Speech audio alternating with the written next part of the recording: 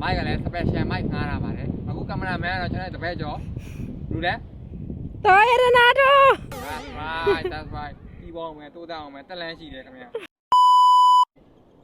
အားလုံးပဲမင်္ဂလာပါအခုကျွန်တော်ရောက်ကြည့်နေတာတော့ဆက်ဆေးဘိတ်ဆက်ဆေးကန်းချေပေါ့နော်ဒီဆက်ဆေးကန်းချေဆိုရင်အခုရောက်နေတာကတော့ကျွန်တော်ရဲ့တပည့်ကျော်တော်ရတနာသွန်းနေအတူမိုက်တွေကလည်းဒီចောင်းပိတ်ရဖြစ်တော်ညာလဲလူတွေကအနှဲငယ်တာရှိပါတယ်ဘာလို့လဲဆိုတော့သူရည်ဘာလို့ပါခင်ဗျာအဲ့ဒါကြောင့်ကျွန်တော်တို့ဒီမျိုးအချိန်နေပဲပုံလာရိုက်တာဒီဒါအခုဆိုရင်4နာရီနဲ့ခွဲလောက်ပဲရှိတယ်4နာရီခွဲလောက်ပဲရှိတယ်အဲ့ဒါကြောင့်လူတွေကနဲတယ် ဟိုမှာလည်းနိုင်ကြီး လက်နေခင်ဗျာပြီးတော့နေရာနဲ့နည်းနည်းမြင့်နေတယ်ဟောသလား9နာရီခွဲလောက်ဆိုရင်ကျွန်တော်တို့မျိုးဒေသသားတွေကဒေသခံလူတွေကဒီချိန်ဆိုရင်ပုံထွက်ရိုက်လို့အကောင်းဆုံးချိန်လို့ပဲပြောရမှာဒီချိန်ဆိုနေဝင်စီးစာဆန်းဆက်ပေါ့ဗျာဒီဆန်းဆက်နဲ့ကျွန်တော်တို့ကပုံရိုက်ရင်ရမ်းမိုက်ပါတယ်အခုကတော့ကင်မရာဝယ်ရလို့ကင်မရာဆန်းနေပါတယ်အခု